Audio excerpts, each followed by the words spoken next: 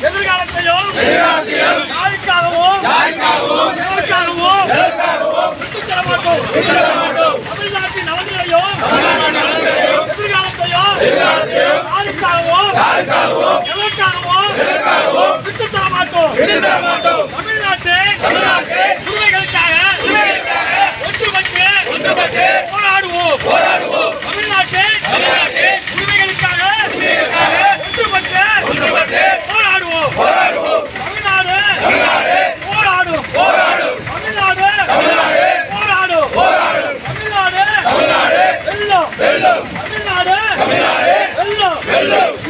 இதுதான் ஒரே இலக்கு. இதுதான் ஒரே இலக்கு. தளபதி திராவிட முன்னேற்ற கழகம்.